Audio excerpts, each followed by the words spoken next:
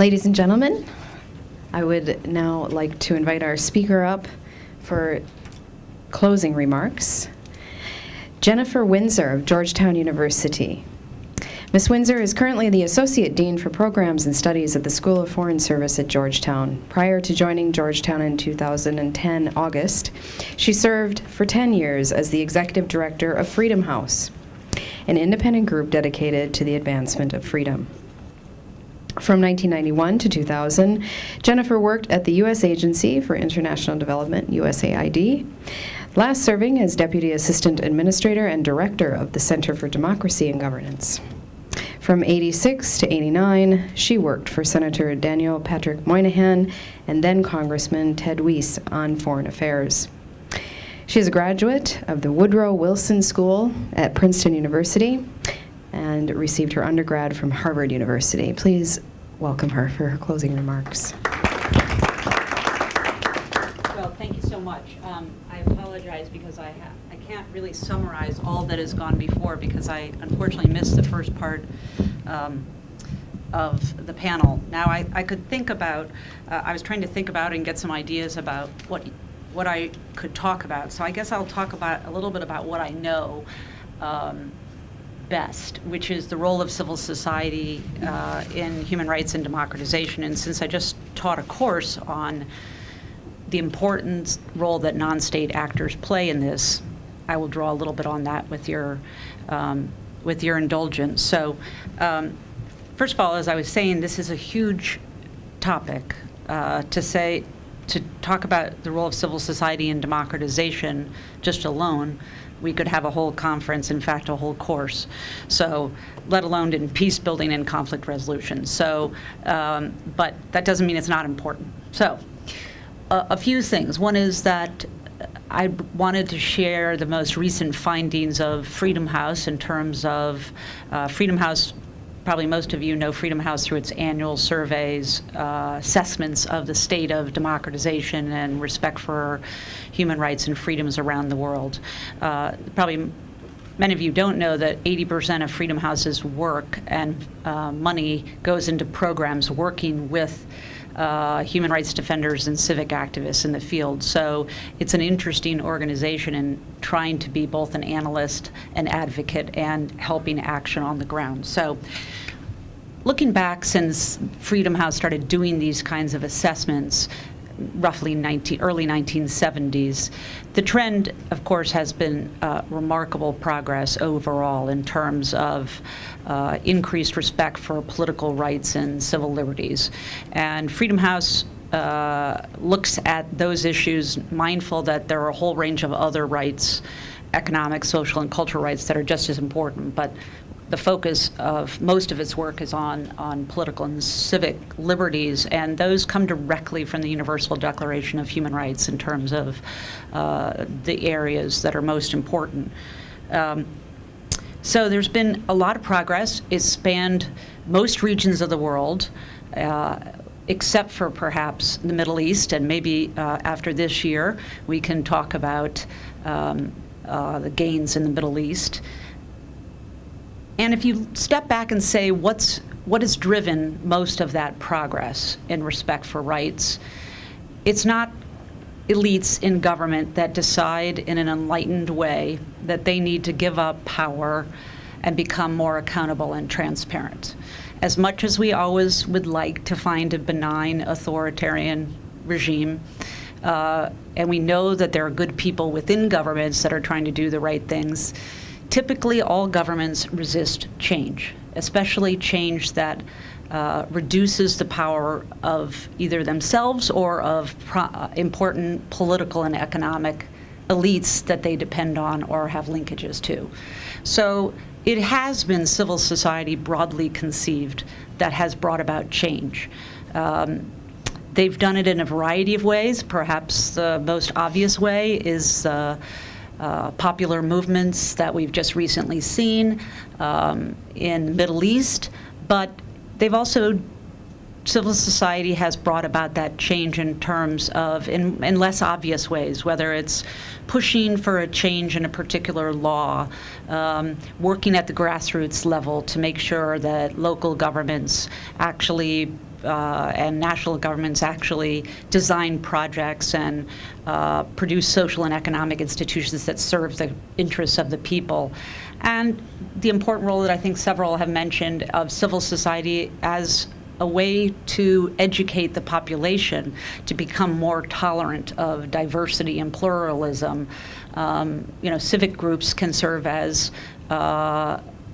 incubators and educators, where you could try different governance styles much more easily than governments, which tend to, again, resist change, even if they're, and especially when there's no push from the outside and people stop paying attention. So, again, I'm making sweeping generalizations from 35 years, but so where have most of the gains been made? Well, in the electoral area, elections are much better run than they've ever been.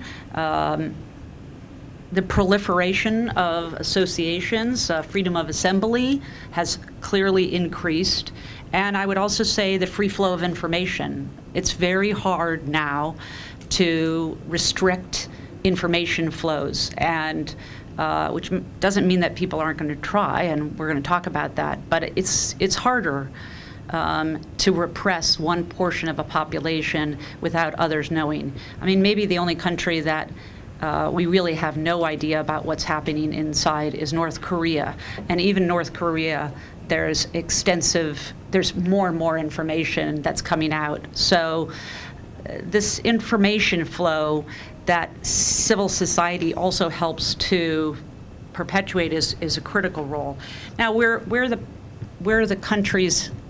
world has made less progress is in significant institutional reform in terms of change in justice systems, in terms of eliminating corruption, the abuse of public funds for private gain.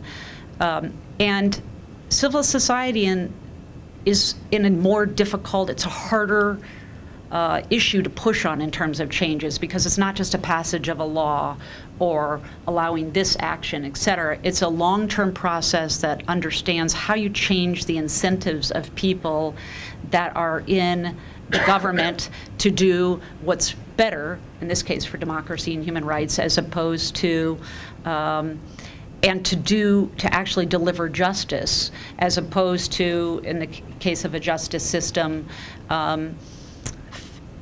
basically some people are subject to justice and some people don't, depending on what group you're from, et cetera. So we've seen real difficulties in that area, which in some ways is understandable, because the justice system is in fact the epitome of the social contract between the government and the governed, and that the underlying power relations in countries don't change fast. So while we've seen elections, we've seen more groups, we're seeing a lot of opinions expressed. Somebody said previously, well, you always have the right to express your opinions, but we have the right not to listen. Exactly right. So rule of law reform, governance reform is actually about those in governments being forced to actually listen to the voices and do something to respond. And that's going to take a longer time. It's going to take a more sophisticated effort from inside the country to push for those changes. The last 5 years of record between 2005 and 2010, which that's how Freedom House does it, has seen actually more regression in terms of respect for political rights and civil liberties. And the regression is partly in the area that I discussed, the rule of law and corruption. And I would say under the rule of law area, a new element, which is also part of civil society, is the rise of non-state actors that are taking matters into their own hand in a way that's not positive for human rights and democratization. So that would include organized crime and the corrosive impact that has on countries, including in the Americas. Mexico was recently downgraded by Freedom House because of the degradation of the ability of the state to actually keep its citizens safe from non-state actors that are intent on infringing on human rights and democracy, and as well as citizen vigilante groups, which is what emerges oftentimes when states fail to keep, and the justice systems do not have the confidence, then citizens just engage in mass violations and take matters into their own hands. But the two that I'd like to say, and what I think particularly pertain to the topic that you have all been discussing today, are the rising restrictions in terms of the ability of the freedom to associate, and as well as the growing restrictions on both media, including new media, as well as traditional media. And this bears directly on the future ability of civil society to try to engage and to play the role that we know that they have played and they could play in the future. Just 2 points on that. The restrictions on civil society tend to be a lot more sophisticated than in the past. Of course, we still have the mass murderers, the murdering of human rights defenders in Russia and in Uzbekistan. We still have direct repression, but governments have become a lot more sophisticated. And one of the things they're most worried about is how funding flows to non-state actors in their countries. And they have, and I would sort of point out sort of the big countries like China, Russia, Iran, that have been particularly sort of in the forefront of this. They've realized that their own civil society has gained by connecting to the larger international civil society movement. There has been a sharing of information that's clearly happened. Of course, all civil society is local, but those local groups can help to actually become more effective faster because of that transnational exchange of knowledge and outside support. So governments are making it more and more difficult for NGOs, for civil society movements of any type, to get money, any kind of money from outside. That leaves basically two options, right?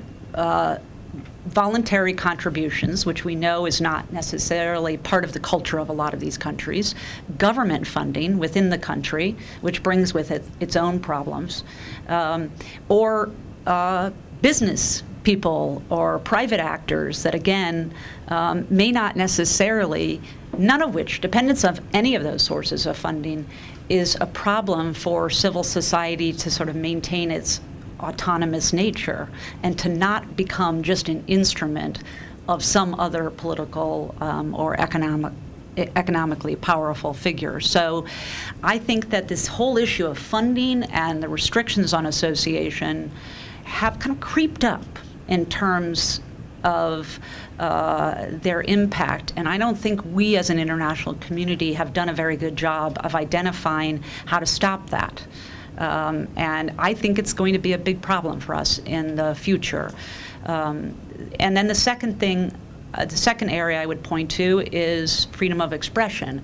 And we've seen the role of the flow of information. We've seen whether it's moving from faxes to internet to Facebook to cell phones. So you've seen the ability of non-state elements outside the state to be able to use information flows. But you've also seen really the increased sophistication of governments in trying to restrict that. No one thought it was actually possible to cut off all access to the internet in Egypt. No one thought that it was possible, and they were able to do that. Now, I happen to think that was a counterproductive move because it made Egyptians actually get out from behind the cafes in which they like to write and to send emails and post Facebook pages and get out on the street, which is actually turned out to have a very powerful impact. But what are going to be the implications of the efforts to try to restrict the internet and freedom of expression? And that's going to be something that's, I think, again, critical in terms of civil society's role in the future. I will just make one point, which is civil society is a broad element. But there is a role for grassroots organizations, but there's also a role for organizations that have no mass following at all. And, coming from a group that sees itself as a human rights defender group, most human rights defenders groups have no ability and will never have any ability to actually get popular funding. It's usually a group of very highly motivated individuals, sometimes because members of their family or friends or others have been killed or somehow had their human rights abused. And this set of actors, though, plays a very, very important role. It plays an important role in a democracy as advanced as the United States, and it plays an important role in countries as repressive as Uzbekistan or North Korea. So, I think that as we think about what civil society is and what it isn't, we should think that there is a role for groups that play that role, that function, just a function of oversight. And then finally, I'll make just a few observations. For the last 20 years, my career was really focused on trying to get the U.S. government to take the promotion of democracy, governance, and human rights more seriously. I find myself now wondering whether the explosion we've seen in terms of the foreign policy interest in this, as well as the amount of money flows going into this from governments, including the United States government, hasn't in some ways led to a very difficult situation, which is when governments put a lot of money into topics, they want to control. And so you've seen this encroachment of government in terms of controls, in terms of measuring results, in terms of identifying exactly where the money goes, who it goes to the point that basically groups like Freedom House that have received U.S. government money, but only under a grant arrangement, which means that the U.S. government can't tell Freedom House what to do, have been asked to provide names of the groups they're working with, all their board of directors or all of the individuals, and then there's all these extensive checks for Muslim Brotherhood or other kind of unsavory elements. It exposes those people on the ground to immense harm because that information gets shared with other governments, it gets shared and revealed in public, and it could endanger those people. But it also really gets to the very heart of what civil society is, which is it should be free of government control. And so I leave for maybe a further conference a discussion of what the role of governments should and shouldn't be in terms of funding civil society. We know that the U.S. government and others have played an important role in providing resources to groups that literally wouldn't have been able to get them otherwise, and those groups have done good things. Is that era coming to an end, and what are the implications for that for the future spread of democracy and human rights? Thank you.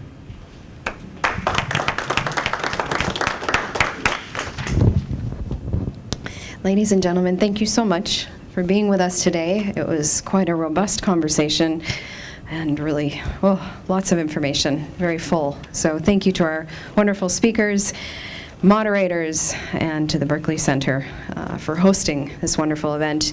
Of course, you can find out more about our respective institutions at our websites, the Rumi Forum website and the Berkeley Center website. And there is much reading material out there, so please grab a hold. And thank you all for being with us today. It was wonderful to have you. Thank you.